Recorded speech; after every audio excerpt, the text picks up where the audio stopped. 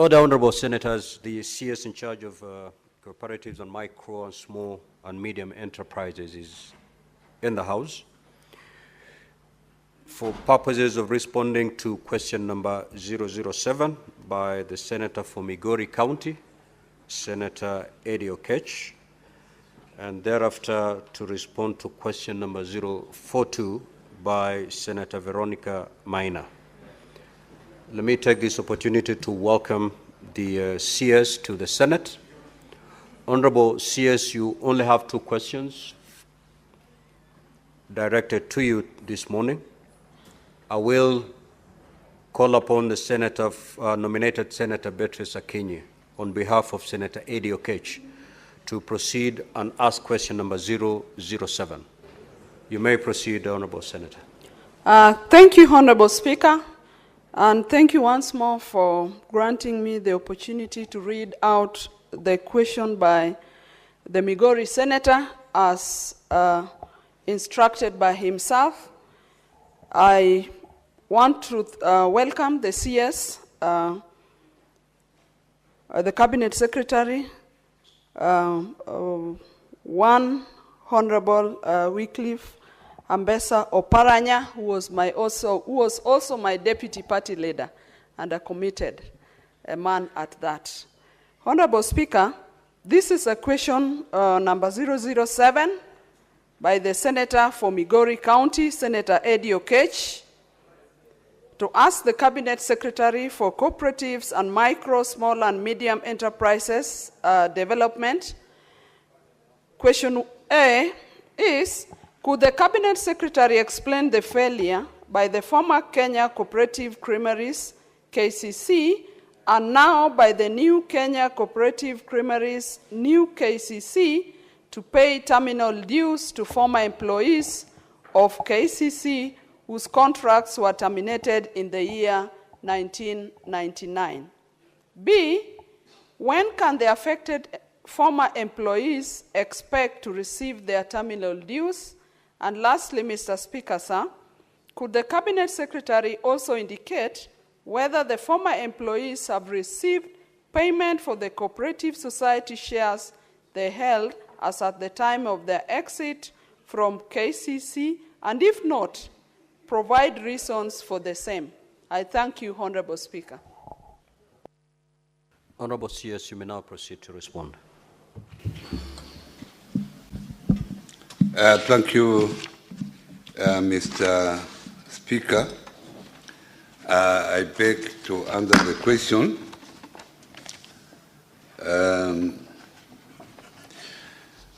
I will have to go through the journey, take you through the journey of the new KCC for the House to actually grasp where we are.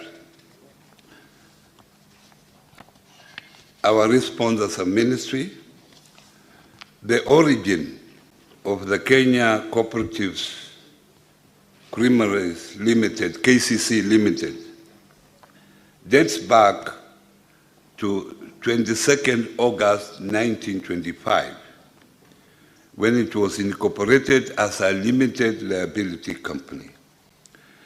Later, on 8th February 1932, it was registered as a cooperative society, whereby it ran its operation until the year 1999, when it was then placed under receivership by the Kenya Commercial Bank, who was its debenture holder.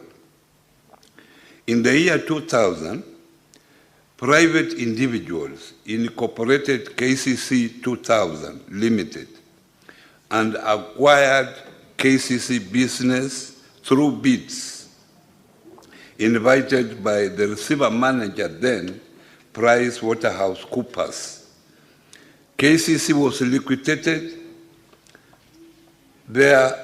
Therefore, it ceased to exist as a cooperative society nor a party corporate, since it was sold off to KCC 2000 Limited, which was a private company.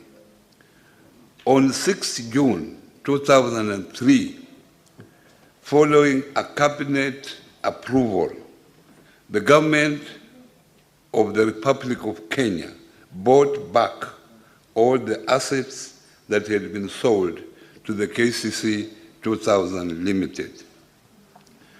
On 19th November 2004, new KCC was incorporated as a limited liability company with 100% government shareholding, thus converting its status to a state corporation under certificate number C11-358-353-8. In the year 1988, during the subsistence of KCC Limited, the claimants above filed an industrial case, number 24 of 1988, wherein they had sued KCC Limited, following termination of their employment after a strike had been called by the union. The matter was heard, and the court made a ruling that KCC Limited was liable to pay them. However, KCC Limited had collapsed, went into liquidation, and subsequently wound up and ceased to exist by the Kenya Gazette notice of 4th March 2003. At the time the claimants were filing the suit in the year 1988, new KCC Limited was not in existence and therefore was not a party to the suit. Similarly, new KCC Limited, having not been in existence when the claimants were in employment, it was clearly not their employer. The said claimants were employees of KCC Limited and not new KCC Limited, thus cannot be compensated by an organization they did not work for.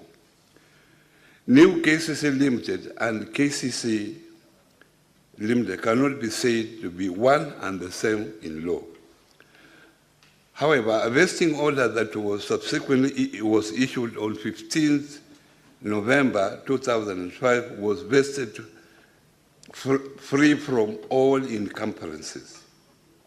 That in accordance with the Transfer of Business Act, Section 3, a public notice was done and was printed in the Daily Nation on 28 June 2005 in regard to the government's purchasing the business and assets of KCC 2000 Limited.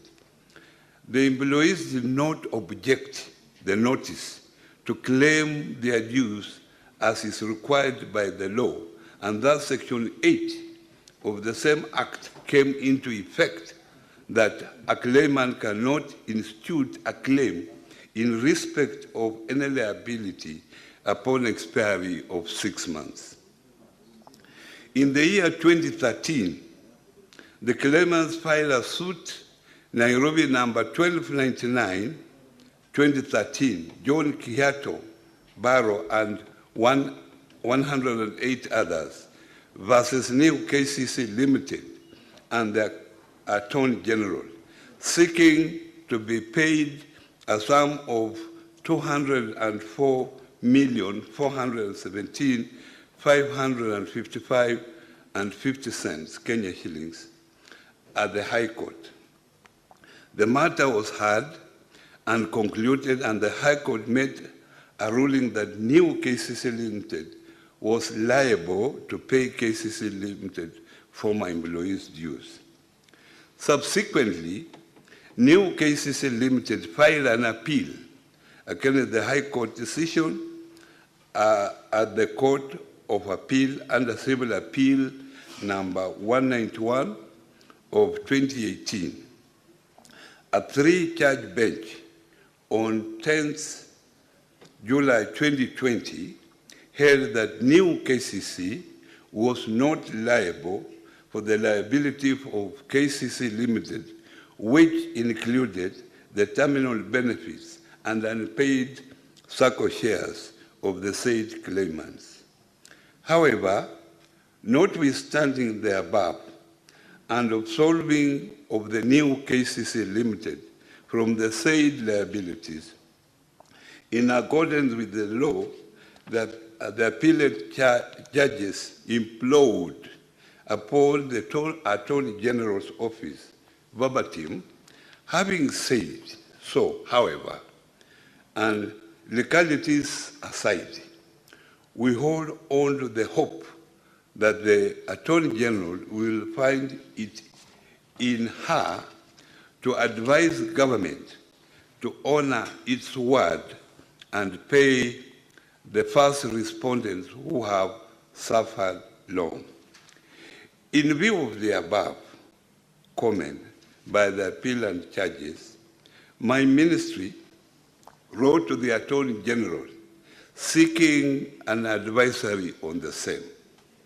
In a letter dated 3rd October 2024, reference number AG CONF/6B/18-2, the Attorney General provided an advisory, made several recommendations, including, number one, formation of an interministerial committee consisting of the Ministry of Agriculture and Livestock, the Ministry of Cooperatives and MSME Development, and the National Treasury to look into the matter and resolve the issue with finality. The committee should be tasked to collect, audit, verify, authenticate, and validate the claims and recommend whether the same should be settled and to what extent within reasonable timelines. That upon conclusion of its work, the petitioners should be engaged in out-of-court settlement with a view of finding an amicable solution to the impasse and notification of the outcome to be done to the Senate. My ministry has already written to the Treasury, the Ministry of Agriculture and Livestock Development, to nominate suitable officers to implement the Attorney General's advisory. When the committee is constituted and completes its work, the recommendations thereof will be communicated to the Senate. For question number B, when can the affected former employees be expected to receive their terminal dues? My response, Mr. Speaker, sir, the former employees may be paid once the interministerial committee completes its work and recommends payment and National Assembly appropriates the required funds in the national budget. On the last question, could the Cabinet Secretary also indicate whether the former employees have received payment for their cooperative society shares they held as at the time of the exit from KCC, and if not, provide reasons for the same? My response, Mr. Speaker, sir, is that I'm not aware of any complaints on payment of cooperative shares held by the time KCC Limited was liquidated. I, however, am aware of claims of funds deducted from the then employees' salaries that had not been remitted in their cooperative society in respect of their shares.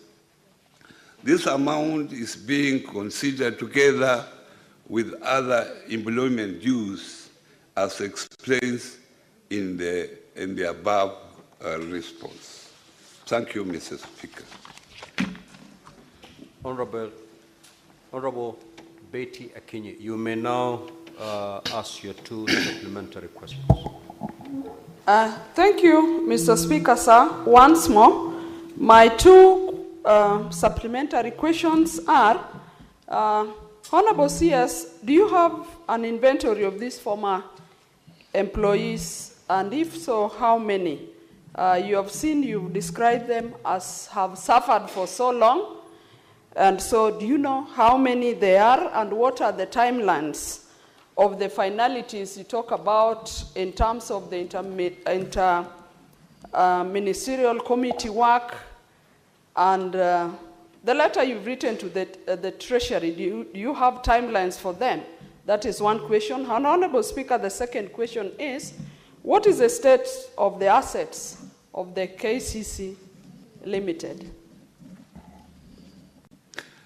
Thank you, Mr. Speaker. Mr. Speaker, I have the full list of the number of employees affected. As I've stated, this has been an issue of a court case for a long time, and the ministry is aware of what was going on.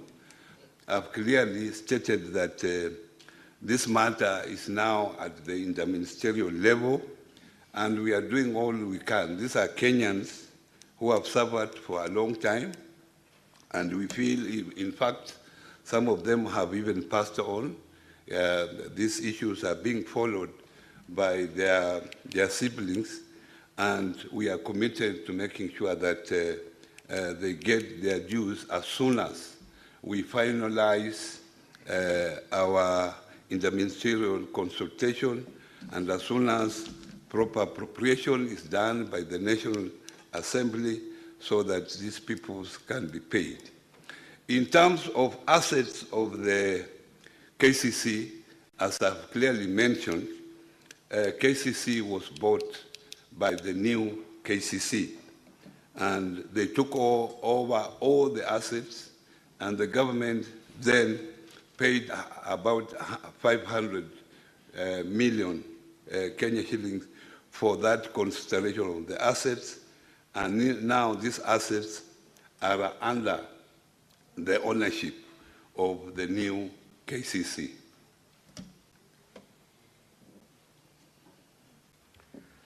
Senator Margaret Kamar. Thank you, Mr. Speaker, for giving me the opportunity. May I start, Mr. Speaker? Now, before you ask your question, Honorable Kamar, Honorable CS, I will allow about 10 senators to ask their supplementary questions. Just note them down, and then you respond to them at a go. Okay, thank you. Proceed. Thank you, Mr. Speaker. May I start by congratulating the CS, being a new member of the cabinet and being here for the first time in my case. I know he worked very well with you, Mr. Speaker, when you are both ministers, and he did a very good job, and I don't doubt that he's going to do the same thing in this ministry. Mr. Speaker, KCC, original KCC, and I want to thank the minister for giving us the chronological, the historical events that have taken place in KCC. I am a beneficiary because my father was a dairy farmer and I benefited a lot through our education system. The minister has addressed, as per the question, the issue of the staff. How about the issue of the farmers and the shares of the farmers? When we talk of the assets which were bought in the year 2000 by new KCC, what was paid to the farmers? Because my late father died with the hope that one day his shares in KCC shall be paid to us, his children, but we have not had anything of that sort. Did the government consider the shares that were owned by the farmers, because the assets really belong to the farmers? They didn't belong to nobody. They belong to farmers. Among them, a very huge population in both Elgeyo Marakwet, where I was born, and Uasin where I reside. What consideration was given to the farmers? Senator Mbugua. Thank you, Mr. Speaker, and thank you, Cabinet Secretary, for your response. My question is, the recommendation to form this committee was done 6 months ago, and from your response, you are only talking about 2 letters being taken. What assurance can you give this House on your commitment to ensure that this matter is resolved within the shortest time possible? Thank you. Senator Manzo. Thank you, Mr. Speaker. Mr. Speaker, when I was a Secretary of the Ministry of Cooperatives, the issue was that farmers used to deposit their milk there daily, and therefore they build their shares on a daily basis, and the assets belong to them. The ownership of cooperatives is usually on equal basis, so that you may find one farmer doesn't have a bigger share than the other. What effort has been made to make sure that these liters of milk, that there is a record for them, and it forms part of the ownership of the farmers, which is informed now by the value of the current value of the assets. And could that be accounted so that when you deal with the employees, we also deal with the original members of the cooperative society? Thank you, Mr. Speaker. Senator Esi Okenyuri. Thank you, Mr. Speaker. I would also wish to know why now we have talked about KCC then, but new KCC, Mr. Speaker, is currently frustrating farmers by delaying in terms of payment. Then what happens to milk that has already been supplied and sold?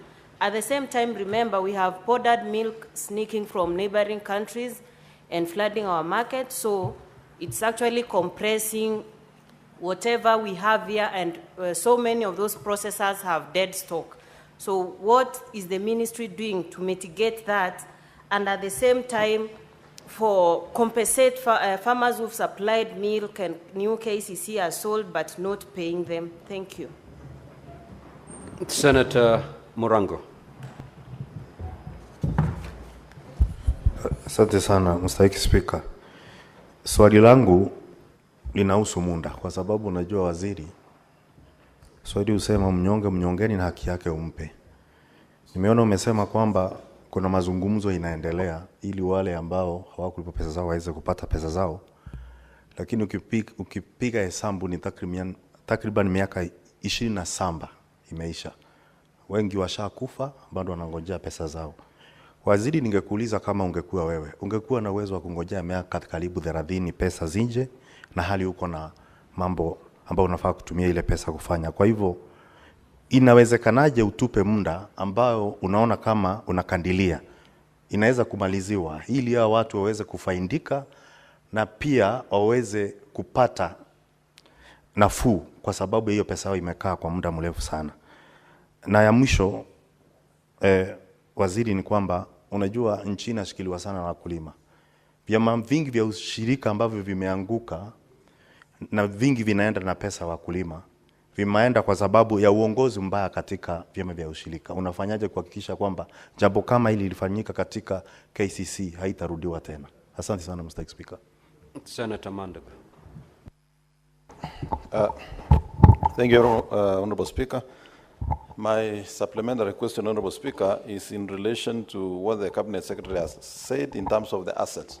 Honorable Speaker, I asked a statement in September 2024 on the issue of assets of new KCC, and the Cabinet Secretary had committed to provide a list of assets with its valuation. We have not received to date. We also know that the 500 million that was paid was actually not commensurate to the value of the assets of KCC then. What are you doing as a Cabinet Secretary to secure the assets of new KCC as they are? Because, Honorable Cabinet Secretary, you have a very rogue board, and you know what they were trying to do. You know what they have done with they wanted to do with the new KCC headquarters. Of course, you know the Tetra Pak house, and you also know the one in Ngong Road has already been leased out. What are you doing to secure the assets of new KCC? And when are you going to provide a comprehensive list of the assets of new KCC? Senator Mgatana. Thank you, Mr. Speaker. Mr. Speaker, I was listening carefully to the answer the Honorable Cabinet Secretary was giving, and I wanted to draw his attention to the decision of the Court of Appeal when they negatived the decision of the High Court that the workers do not have a right. You said something very fundamental there. You said that the Court of Appeal said, despite, aside from the legalities, please, Attorney General, find a way for these workers to be paid. What I'm finding curious, Mr. Speaker, and this is where the question is, why, as a minister, and by the way, I'm glad that you took it up and wrote a letter to the Attorney General, but what the Court of Appeal is simply saying is that there is no legal basis for the payment of these workers, but there is a moral basis. That is, as ex gratia payment is due and owing. So the question is, why couldn't you call the litigants or their committee, just agree? You just tell them this is what the court has said, this is the end of it. Why can't we agree on 500,000 each person or 200,000? You negotiate and then seek the budget through a cabinet paper. Why then start forming interministerial committees? I don't know what. Why follow this long-sighted, winded process? Don't you think that's a way of trying to escape responsibility? Why can't you just shorten this process, write a cabinet paper, get funding for it, and pay these people? And why can't you do just a shortcut for this matter to be resolved? Because all the question the Senate is asking you is, can you shorten the timelines to finish this matter? Why can't you, Mr. Minister? I submit, Mr. Speaker. Senator Veronica. Thank you, Honorable Speaker, for this opportunity, and welcome to Senate CS Cooperatives and Micro, Small and Medium Enterprises Development. You have a big assignment in your hands, Honorable CS. And when I look at the answer you have given us regarding claims and terminal dues by employees who are in KCC in 1999, I get very concerned, because when our citizens invest in assets they believe to be co-owned by government, it means it's like a bond of guarantee that they cannot lose their investment and their dividend. But when a dispute is this prolonged and it's affecting people who are not very well able financially, it's not a very good statement. In fact, the treasury bills, why Kenyans invest in treasury bills is because there is a guarantee to that treasury bill returning dividends. So CS, when do you think you can pay these former employees of KCC, and why has the new KCC refused to oblige to the directive of a minimum price guarantee of 50 shillings per litre, a complaint which has come from a county like Nyandarua? I spoke to a few residents from Nyandarua whose milk is being sold below 40 shillings. Why are we having that confusion when the policy guideline on the price, the minimum guaranteed price for their milk, should not be below 50 shillings to the farmer and 3 shillings for administrative cost? Why do we have those disparities? Senator Kisang.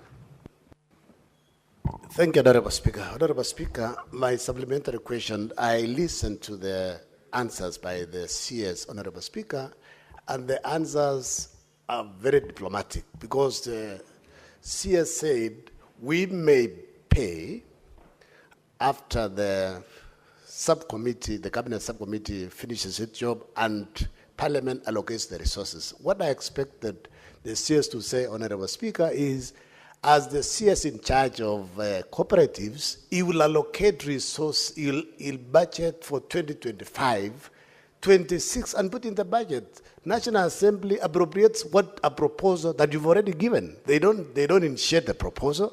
So that's why the answers are basically diplomatic. And what Senator Mugadana said, basically this is a long way of delaying because most of the employees, Honorable Speaker, have already passed on.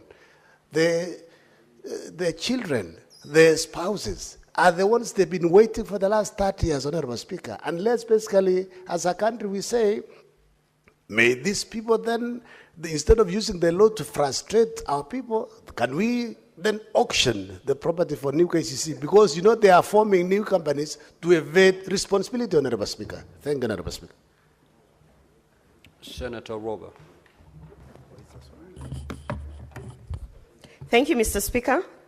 Mr. Speaker, this matter for KCC was actually executed at the Labour Committee where I sit, Mr. Speaker. And I wanted to ask a supplementary question to Waziri because I have seen that in his response, he has put a chronological order of what transpired. And from his response, from your response, Waziri, you can see that there are 3 issues that are being highlighted. Number 1, no one really knows how a company was sold on the basis of assets and profits, but liabilities were put aside.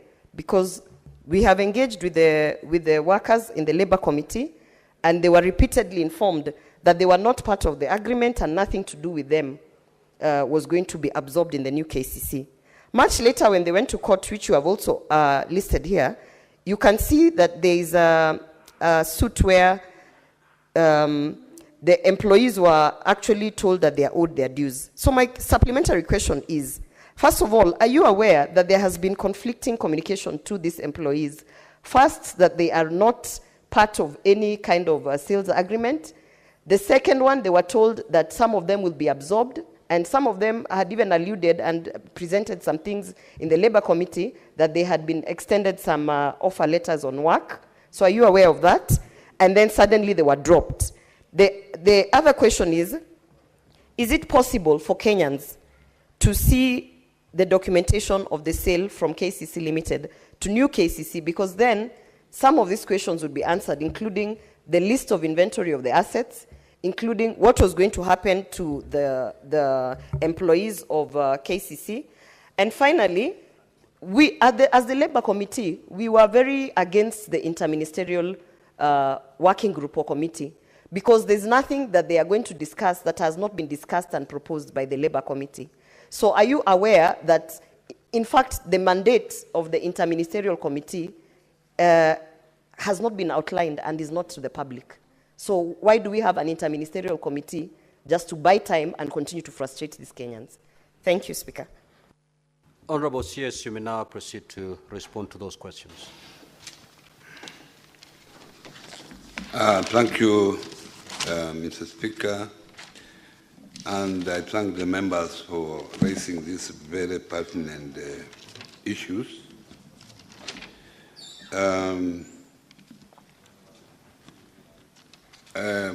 Honorable Kamar talked of staff and the shares of the farmers.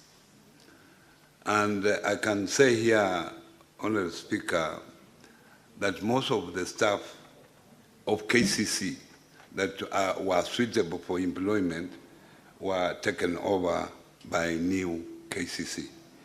And obviously, Honorable Speaker, this has taken time, and most of them have actually retired.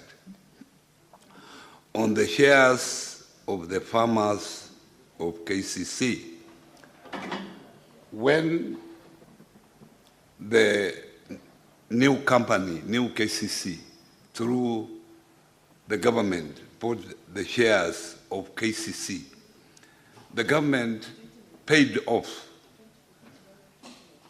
approximately 500 million Kenya shillings. And this money was meant to compensate the shareholders of KCC 2000, which was actually a private company. And I have clearly stated how the companies moved from one stage to the other.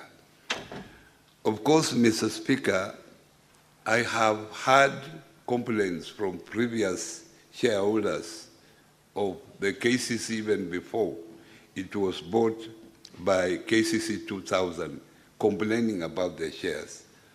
But there is little that I can do at that moment because this particular company had already moved. And I intentionally gave you the history of the company so that you can actually understand when I come up with other comments. Mheshimiwa Mbugwa, you talked of about 6 months has taken. It is clearly, and Senator Mkantana has already said this, that actually these particular employees were not supposed to be compensated by new KCC, because new KCC is a complete answer. But because of moral, and we thought these are Kenyans who have worked for all those years, they need compensation, even from government point of view. And I want to assure you that I'm going to take up this issue seriously so that these people are compensated as soon as possible. And in case I have problems, I'll come back to you before this House to say that this is where I reached and these are the problems that I have encountered. Senator Mwanzo talked of ownership. I can clearly state here, and this will cover also the questions raised by Senator Mandako about assets. Assets were taken over, and I'm ready to come with a full inventory of assets that were taken over. In fact, when I assumed office, I ordered a forensic audit on all the assets of new KCC. Unfortunately, I wrote a letter to the Auditor General, but unfortunately she was supposed to send staff to carry out that exercise. Up to this time, she has not done so because of shortage of staff and other pressing engagements. But I will make a follow-up so that a proper forensic audit is done, and I will avail the detailed inventory list of all the assets that were taken over by new KCC. The issue of governance in the cooperative movement is very rampant. And Mr. Speaker, I can say before you that that's why we came up with the Cooperative Bill 2024. The Cooperative Bill 2024 has gone through the National Assembly, and it is before this House. I want to plead with you, Mr. Speaker, that please let the House, the Senate, consider this legislation, the Cooperatives Bill 2024, and if it is passed, it will deal with many of these governance issues, because governance issues of the cooperative movement have been adequately addressed in that particular bill. The issue of assets and valuation, I've promised that this will be available, a comprehensive list, and that I will also remind the Auditor General to do a forensic audit so that both documents of the list I have, already which I have, and the forensic audit, I will present it to the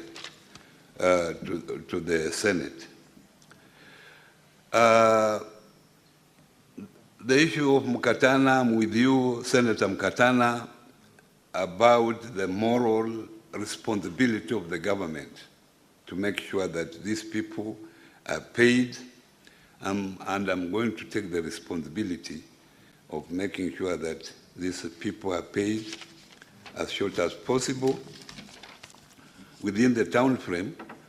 But the issue of interministerial was not the creation of the ministry. This was a recommendation from the AG, Attorney General. He recommended that we discuss. As you might be aware, at that time, cooperatives as a State Department was within the Ministry of Agriculture and Livestock, so there might be some documents which are there, and that's why they were being brought in the fold, and also the Treasury to make sure that this allocation is expedited for this staff to be paid. On the issue of the minimum price for the milk, I want to state here categorically that it is 50 shillings. And I want to assure you that as I stand here, no farmer is owed any money for the milk that has been delivered, except for the month of March. And in the normal circumstances, farmers are paid between the 5th and the 10th of the following month. So for the month of March, they are going to be paid between 5th and 10th April. And I will want to know or get a list of those farmers who have complained from Senator Veronica who have not been paid at the moment. I'm ready to stand with what I'm saying, that no farmer is owed money. However, most of these farmers work through the cooperatives. The maximum we pay at the moment is 50. This money goes to the cooperatives. Cooperatives will then deduct their own expenses as agreed by the farmers. So the farmers will end up with a net. So depending on the commitments of those cooperatives, some farmers will end up with 43, some farmers will end up with 48, because some of those cooperatives have actually committed some liabilities on behalf of the farmers which have to be deducted. But I can assure you that from KCC, no farmer is paid through the cooperative less than 50 shillings per litre.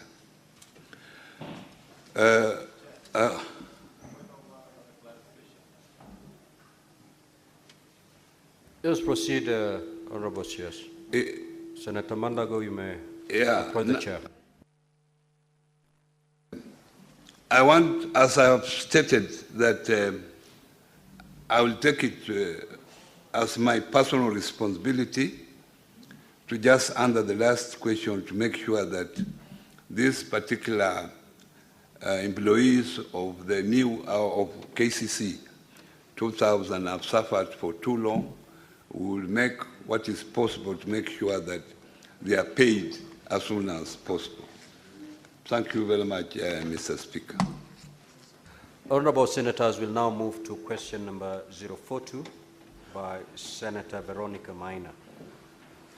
Honorable Senator, you may now proceed to ask your question.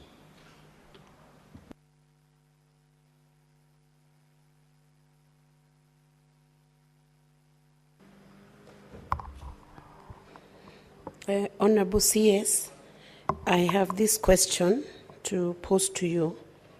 What immediate plans does the ministry have to revive Kimori Coffee Factory in Kairi Village, Kahumbu Ward, in Kegumo constituency, which is critical for the economy of the residents of that area?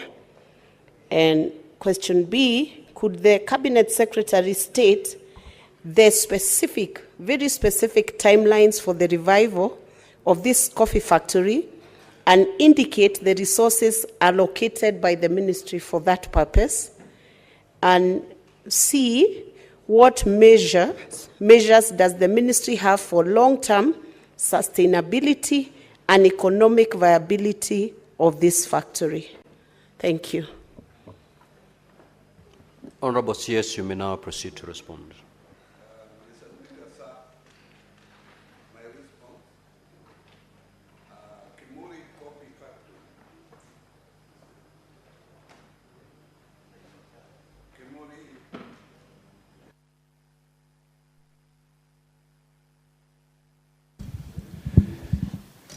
Kimori Coffee Factory is the only factory belonging to Kimori Farmers Cooperative Society. Kimori Farmers Cooperative Society split from the larger Njora Farmers Cooperative Society to run separately with only one processing factory. Despite being registered to operate independently, Kimori Farmers Cooperative Society is now dormant due to unsustainable operations arising from low active membership, low coffee production, and poor governance. Kimori Factory requires the following facilities to revive operations. 1, drying tables, reconnection, and other coffee pulping machinery, and facilities are available. In order to revive the operations of the coffee factory and the cooperative in general, the ministry, in collaboration with the county government of Murang'a, intends to conduct fresh elections, to reconstitute the management committee, build capacity to the newly elected management committee, sensitize coffee farmers within the catchment area of the factory on the need to patronize the services of the cooperative, facilitate the reconnection of electricity to the coffee factory and the coffee farmers within the catchment area, and then finally facilitate the reconstruction of drying tables and services of other equipment and facilities. On question number B, the intervention listed in response A above will be implemented during the financial year 2025-2026, whereby we have factored in the budget provision of 18.5 million for coffee revitalization. Part of these funds will be used to support the revitalization of the operations of the Coffee Cooperative Society. On question number C, the ministry is working with other government ministries, departments, and agencies and is in the process of implementing the coffee revitalization strategy that covers several areas that include policy, both coffee and cooperative policies, legal, both the Coffee Act and the Cooperative Act and accompanying regulations, streamlining coffee marketing and payment systems, increasing area under coffee, amongst others. These measures are expected to improve the sustainability of the factory together with the coffee sectors in general. I submit Mr. Speaker, sir.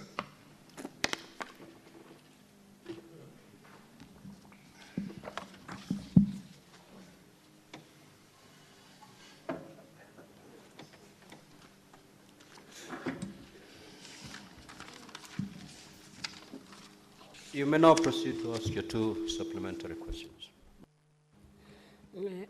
Honorable CS, are you aware that in spite of this answer which you have given and which to a good extent is general, that at the point when this coffee factory was being shut, its annual production was over 1 million kilograms of coffee production, and that right now farmers have to walk over 10 kilometers to access the next coffee factory, as a result of which they have abandoned their coffee farms because of the closure of this factory? And second question is, why have you shied away from giving a specific timeline when you can tell me, Senator Veronica, let's go to Kimori Coffee Factory tomorrow, we are starting the operations and reviving this coffee factory? You have shied away from giving a proper schedule, and you are the ministry entrusted with ensuring that such factories are revived so farmers can be able to produce, take their production, their produce to the market. Honorable CS, you may now proceed to respond. Thank you very much. Senator Veronica, I'm aware of what is happening and in the coffee sector in general. And that's why we have come up with a coffee revitalization strategy for the year 2025-26, a project that is starting now and will go on for the next 3 years to ensure that we increase coffee productivity, we ensure proper governance within the cooperative sector. And let me tell you this, I'm committed to go with you anytime you are available so that I can make my personal commitment to make sure that we revive this particular cooperative. Senator Manzo. Yes, Senator Veronica, I thought your question had been addressed. Yes, but I need a clarification. There is no schedule served here. He's committed and that I can do the visit, but I want a schedule that goes to revive the factory itself. The visit is the easier part. But reviving the factory, why have you not committed a timeline or a schedule in your response? And can you give a supplementary response to give the timeline for which you'll commit? Because I don't want to believe that you'll take 3 years to revive something that's already existing, which only went down, Honorable CS. Honorable Senator, I'm telling you, let us go to the ground. Through that judgment, when I'm on the ground, I will be able to tell you definitely this I can take such a long period to do it. Because I'm depending on a question, on answers that have been given to me by the, the county government of Moranga. So that's why I've said, let me visit it so that I can make personal commitment. And secondly, you know that cooperatives is a shared responsibility or a shared function between county governments and national governments. So we have to be, both governments have to be there to see who does what, so that we can coordinate our issues properly. Senator Boni Kalwale.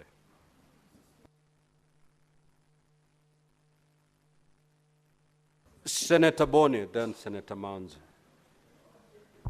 Thank you, Mr. Speaker. Mr. Speaker, you are out of order. Mr. Speaker, allow me to congratulate the new minister for his presence in this ministry. The country remembers that His Excellency, the President, because of the weighting he put on this issue, actually assigned special responsibilities to the former Deputy President to do what you're doing now. And we didn't see his footprints. in a short time, you've blown a strong breath of hope in the coffee sector. And Mr. Speaker, I want to, before I ask, acknowledge your answer in part C, where you have spoken to the coffee revitalization strategy that covers special areas that include policy and so on and so forth. This is very good. But there's something you have left out, and which concerns me, the issue of governance. You and I have been around for a while. You know that the Nordic countries were so interested in this particular cooperative movement that they actually put up a cooperative college in Karen. And that college, I don't know what had happened, Madam Speaker, it was converted into a university. So, and this is the college that would give capacity building in the area of governance in our cooperatives.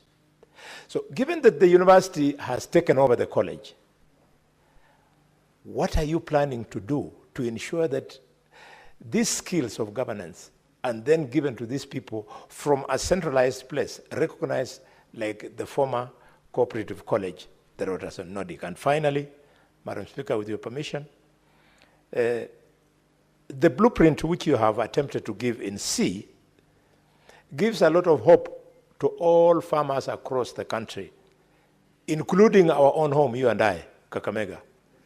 The people of Shitori Cooperative, Shitori Factory in Idaho Central, of Ekolomani, like many other, like Kimori, are waiting to hear how much money you've put in the budget to ensure that Shitori Factory in Ekolomani, like many others, can actually be revitalized.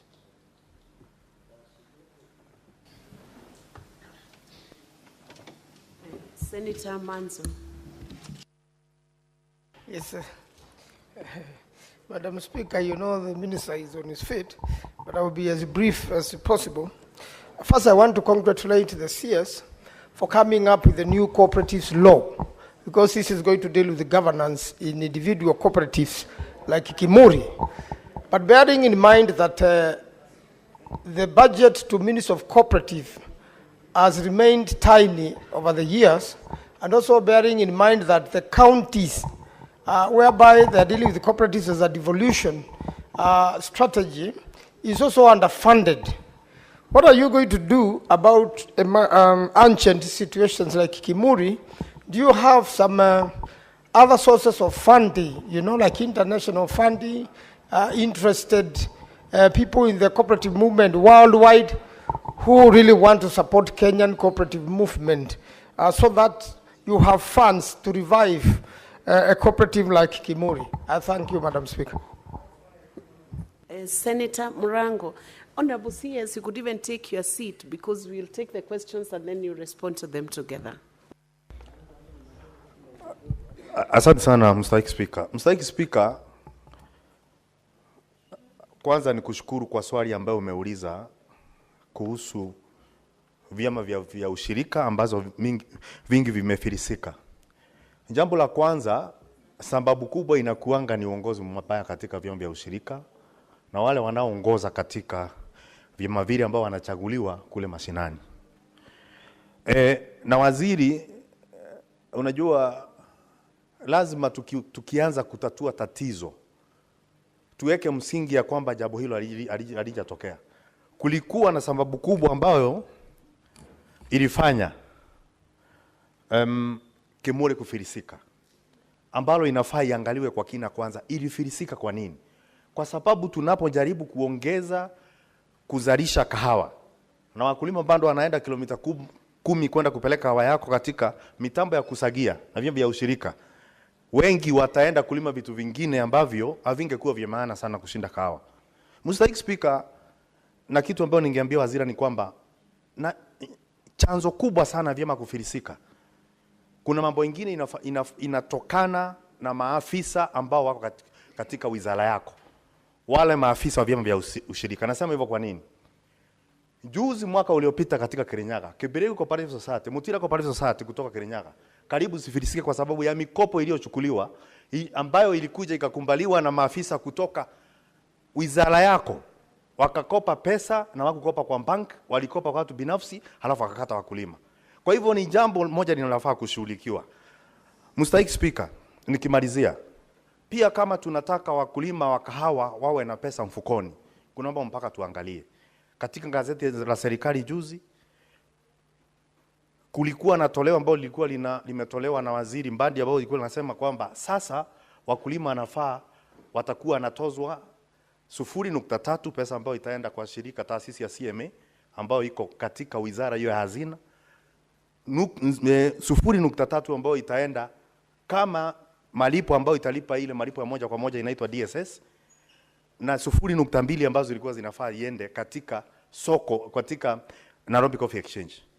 Mstahiki Speaker, hata tukiamusha Kimori na tuendelee kutoza wakulima, na ambao nasema ni ubaguzi wa wakulima kwa sababu CMA inatoa pesa zake katika hazina kuu. Kwa nini lazima iwe mmea ambao utatozwa pesa ni mmea moja tu wa kahawa na CMA? Kwa nini? Hiyo ndio swali nimekuwa nikiuliza. Kwa hivyo waziri, najua hiyo si sehemu yako, lakini ningependa pia ufuatilie kidogo, uangalie wakulima wako, vyama vya ushirika ni pesa ngapi zinakatwa, kwa sababu kama Kirinyaga sisi tumejipanga. Na waziri, najua unakubaliana na mimi, kama kuna mahali vyama vya ushirika zimekita mizizi na ziko sawa ni Kirinyaga. Tuko na factory 77, tuko na vyama vya ushirika 14 na chama kimoja kikubwa katika Kirinyaga ambao kinaangalia mambo ya kahawa. Lakini pia tumeweza kununua machini ya kusaga kahawa, tunajisagia wenyewe.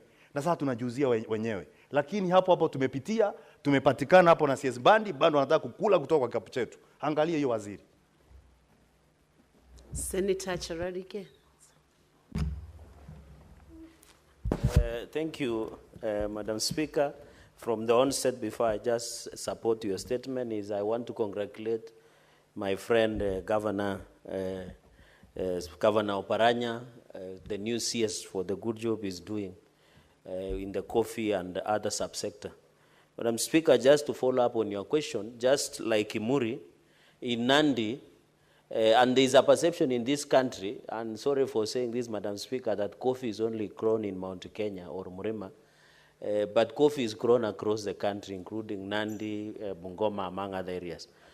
And even Kakamega, Machakos, Makueni, and many other areas across the country.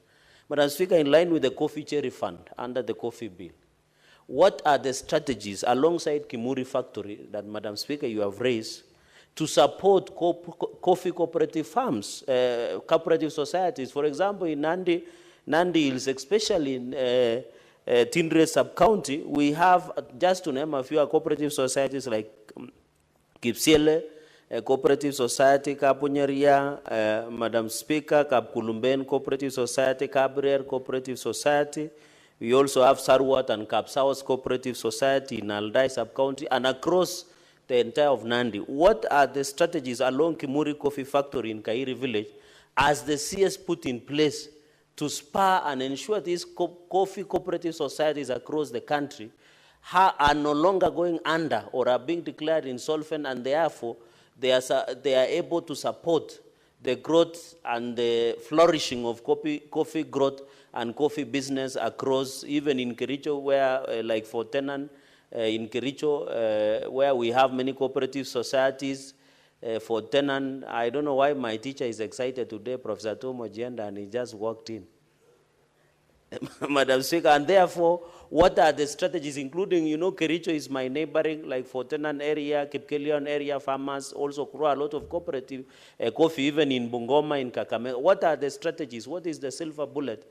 And I'm happy that the CS is a former governor, so he understands it is easy for him to manage both what the counties is doing in terms of what is happening in Kimori and across the nation, so that we can continue, Madam Speaker. And therefore, that's my supplementary question, and to thank him for supporting Senator Boni Kalwale for Governor of Kakamega County.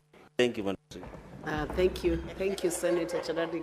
Senator Madago Jackson, are you doing campaign from the floor of the House? It's not allowed. Thank you very much, Honorable Speaker. And I think let me congratulate Cherargei for recognizing that the former governors can help current senators to become governors. Honorable Speaker, I just want to ask the CS, just alongside that supplementary question of Kimori Coffee Factory, that part of the challenges that has been cited is farmers having to go very long distance to take their produce to the next factory, Honorable Speaker. I wanted to know what the Cabinet Secretary is doing to make sure that the services of the Coffee Research Institute, which is a very important organization towards coffee productivity and quality, what is he doing to make sure that those services are available in other parts of the country, particularly the western part of Kenya? And when we talk of western part of Kenya, it's the whole of former Western Province, the whole of the Rift Valley and Nyanza, where coffee now is being grown as a very serious commercial crop, so that these services can be available and productivity can be increased, and we can see also an increase of new factories in the region. Thank you, Chair. Thank you, Senator Madego. Senator Professor Tom Odhiambo Ojienda, SC.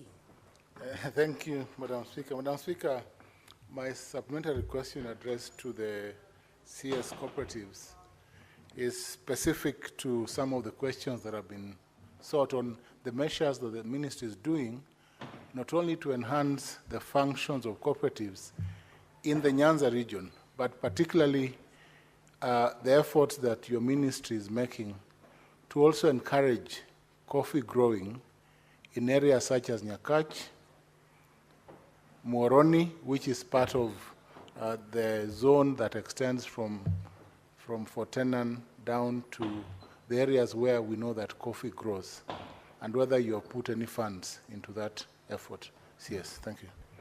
Honorable CS, you can take up those questions now.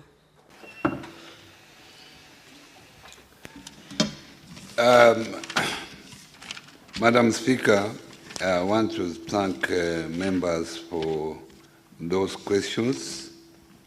Those questions are very, very important for the sector. And then the first question,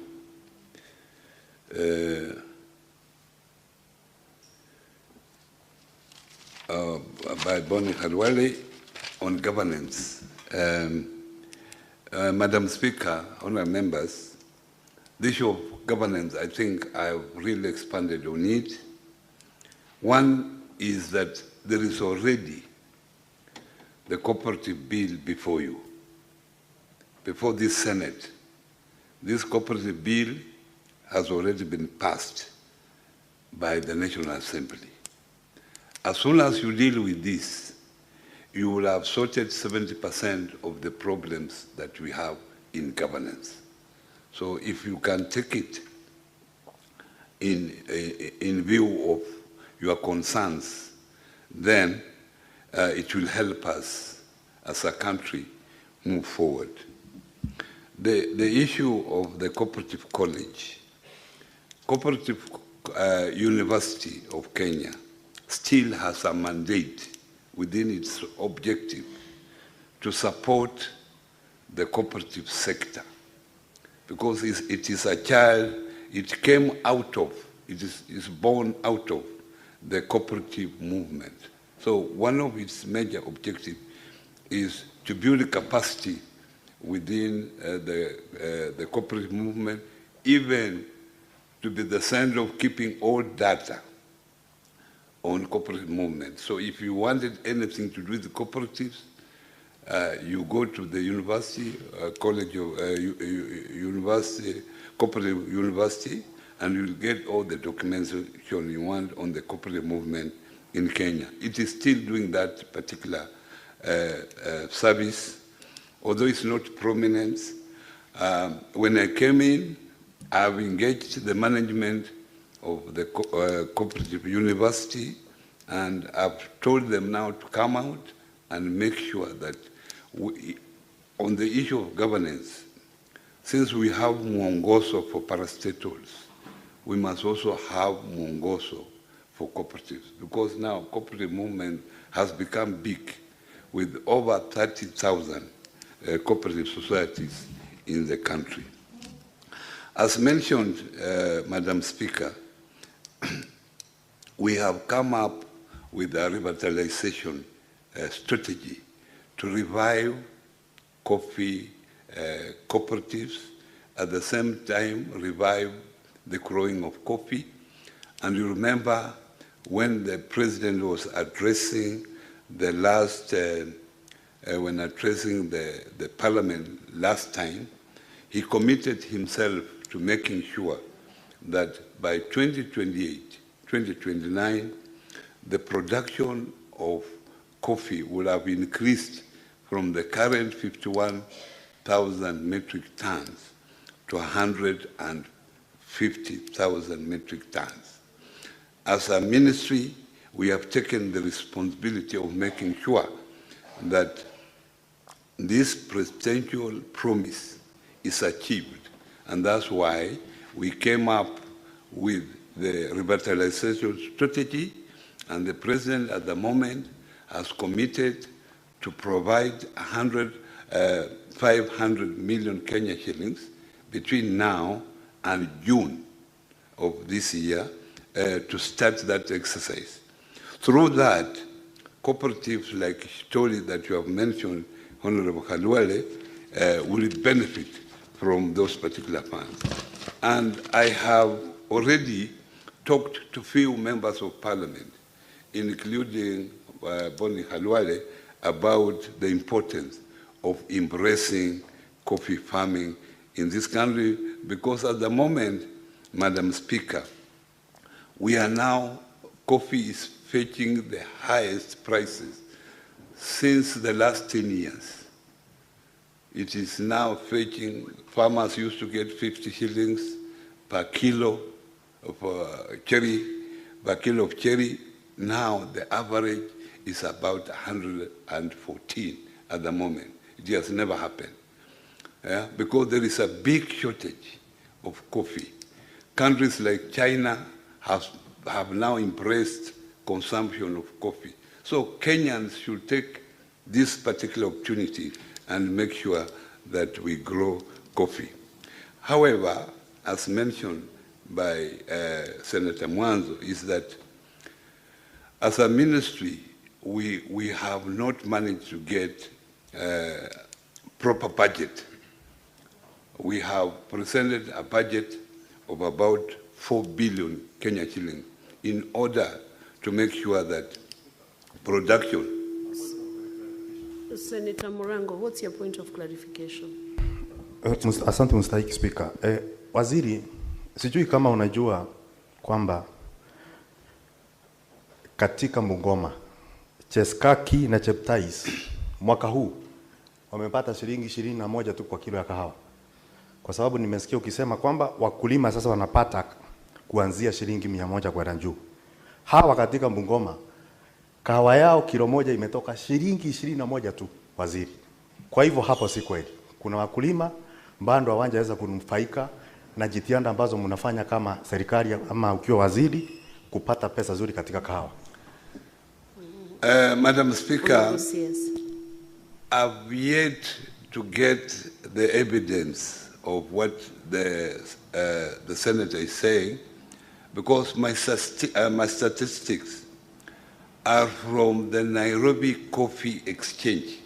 That's where we get our statistics. And you see, in coffee farming, farmers are free to sell to whoever.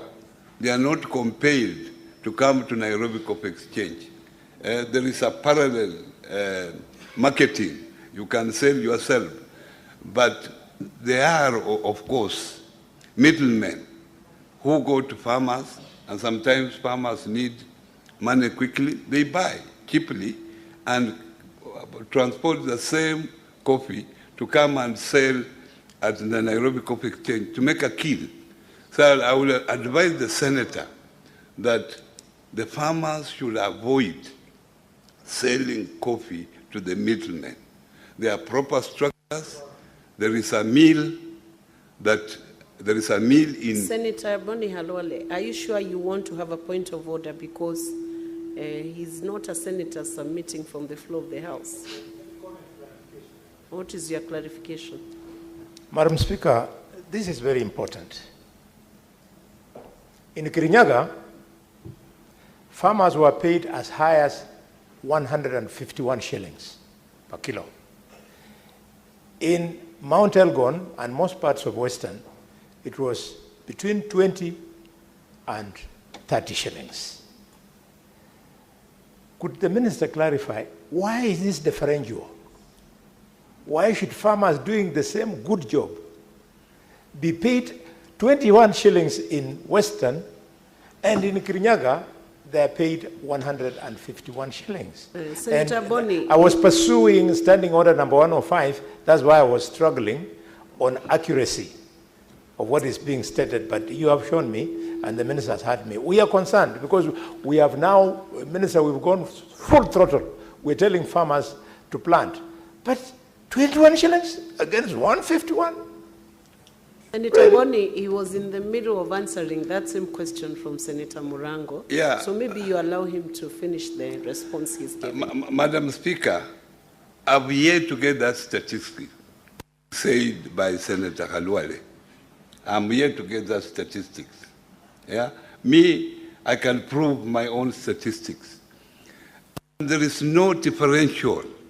But I've said clearly that in other regions, there are people who take advantage of farmers, and they go to the farmer street, buy the coffee from them, the cherry from them, and process the same cherry and bring it to Nairobi Coffee Exchange and sell at a kill. And that's why I want to advise the two members of parliament that this is now an education to those farmers. Tell the farmers there is a cherry fund. So there is no need for them being in a hurry. As soon as you have your cherry, there is a fund already, you make an application from any cooperative bank, any branch of cooperative bank. You fill the form, it is proved that the cherry is with you, and you are able to be paid a minimum of 50 shillings per cherry as your coffee goes for milling and then goes for coffee auction. When it is auctioned, you are paid within 5 days. And this is part of the reforms that the Ruto government has undertaken. And within those 5 days, they will pay you minus the 50 that you will have received in advance. So I don't see how a farmer can accept to sell the coffee at 30 shillings when already there is a cherry fund that can give 50 shillings. I don't believe that, Madam Speaker. Do I continue, Madam Speaker? Let's proceed on. You're doing well. Proceed yes. On. Thank you very much. So, Madam Speaker, the issue of churches that Dr. Marango, Senator, the issue of churches.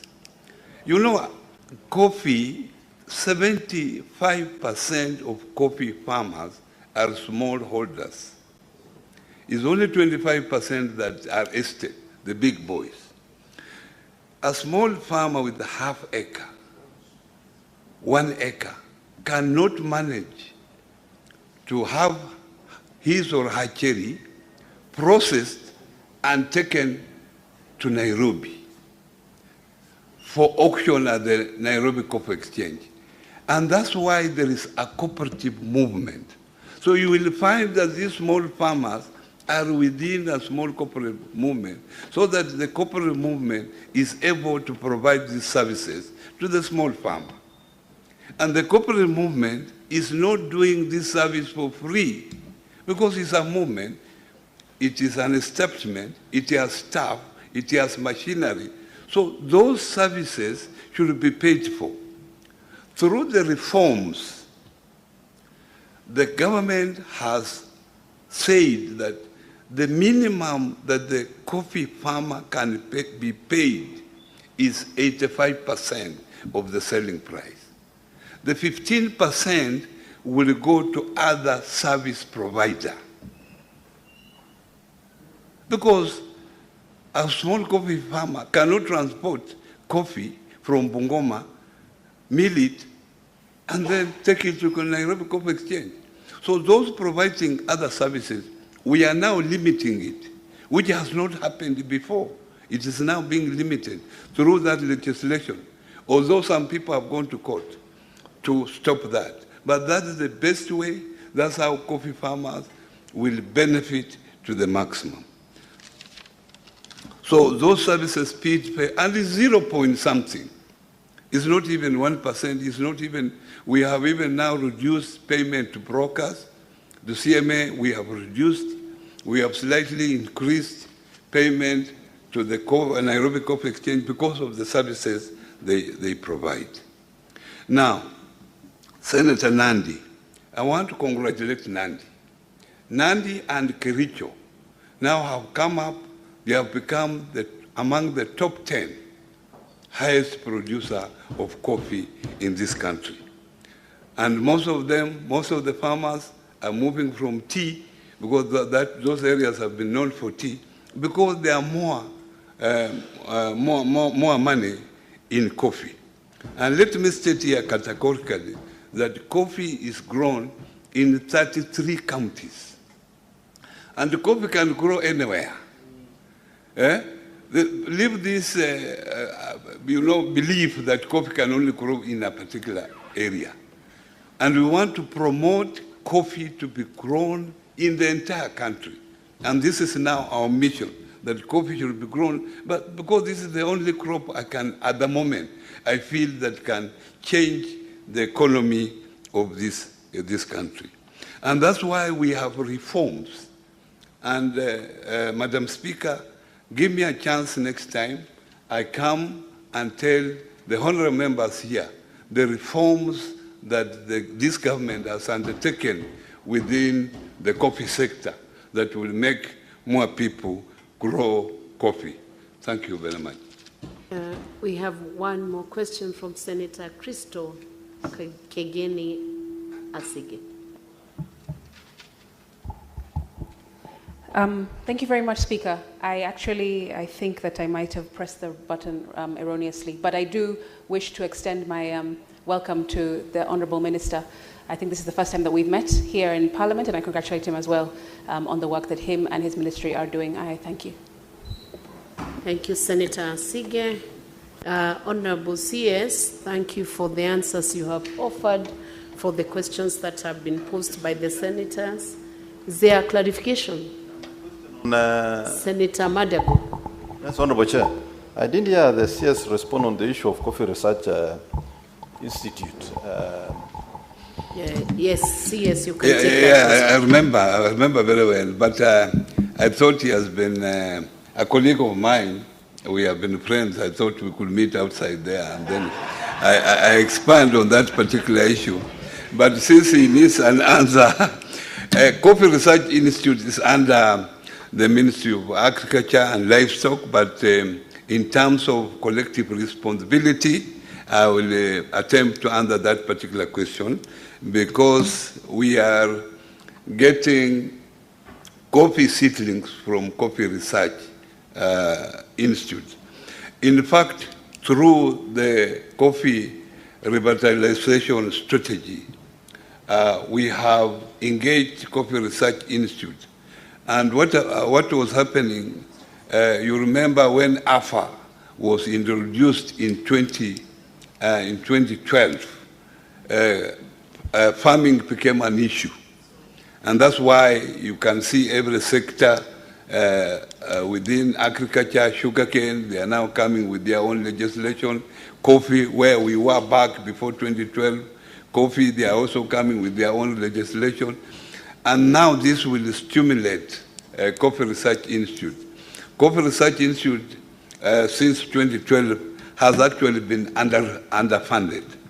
And now we are saying now, using part of this money that we are being given, the budget of 500 million Kenya shillings, we want most of this money is going towards Coffee Research Institute to activate it, to produce more seedlings for our farmers. And in fact, they are now mobbing up all the seedlings in the country for this particular strategy. So that particular organization is being revived, and is one of the strategy. I'm grateful to the management of coffee research under Dr. Kichuru that they are doing a good job to make sure that we revive the coffee sector. Thank you very much, Honorable CS, and thank you for the insights you have offered on the coffee sector and the other question that was brought forth. And I believe you'll come back to the House to talk about the coffee reforms as you have proposed. I'm sure one of the senators, you pick up that proposition by the minister so that we push it to the next level. So right now I want to release you together with your team, and you can leave at your own pleasure. Thank you very much, CS. Honorable Senators, we have the remaining agenda on the paper, from the order paper. Item number 9, agenda 9, 10, 11, 12. The movers are not in the House, so we will defer them to the next sitting of Senate. Honorable Senators, there being no other business on the order paper, the Senate stands adjourned until later today, Wednesday, 2nd April 2025 at 2:30 p.m. Thank you.